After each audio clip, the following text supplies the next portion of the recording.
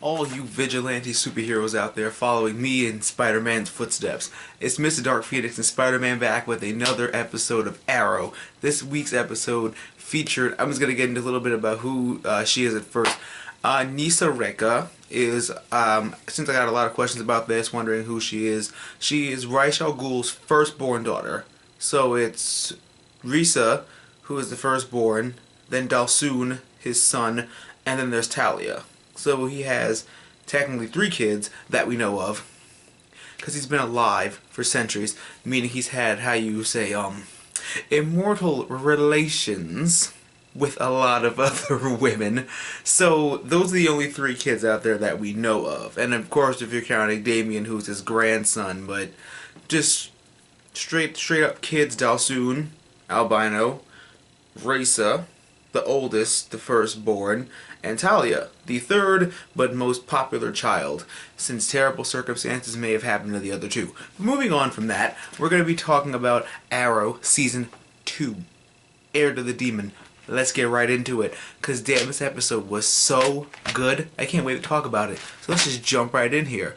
An older sibling shows us that she's got the moves. If your last name is Al Ghul, you can throw down automatically. If your last name is Al Ghul, or if you've been trained by... Nah, screw it. If your last name is Al Ghul, you can throw down. End of story. It's like if your last name is Wayne, you can throw down.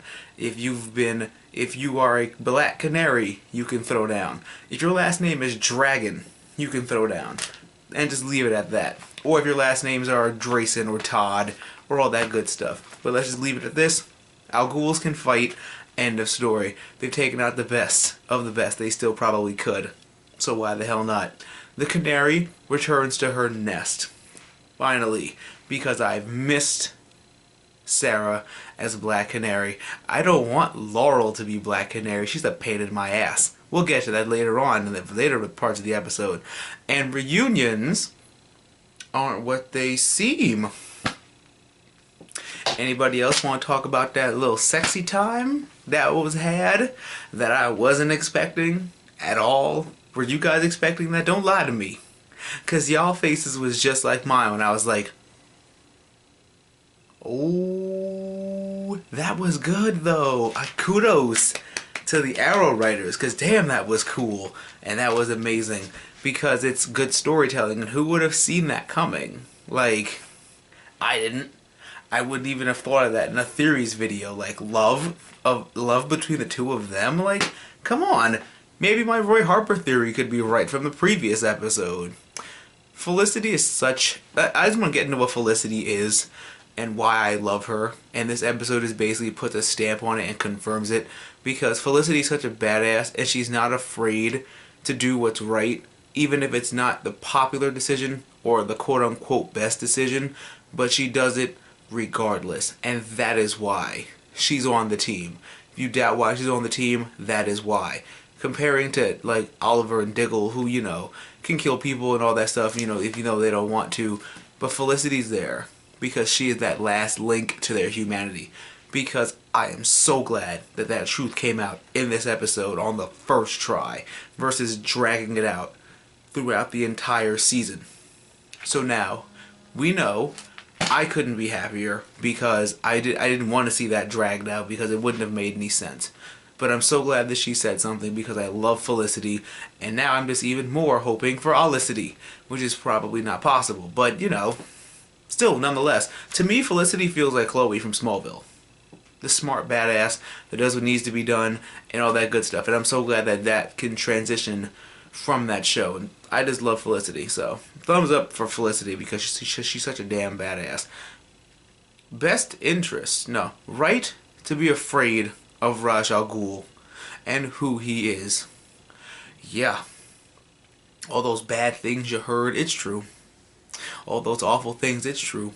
And if you were to kill one of his kids, he'd blow up, he'd nuke the world in an instant.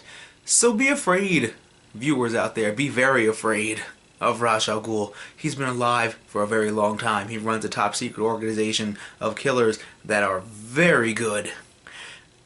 Maybe on a little minimal par with the Court of Owls, but thankfully the Court of Owls will not show up on this show, or I will seriously stop watching it and hide under my bed for the rest of my life. I don't want to see the Court of Owls. It already scares me now. It makes me more afraid of birds of any kind.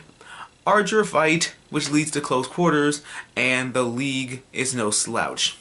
Archer fights are always so cool to watch. It's just, you know, shoot and dodge and all that stuff. I'm surprised nobody caught an arrow and used it against the other person. So, but nonetheless, the fights are well choreographed and the fights are really good. And I love this show so much. Love it so much.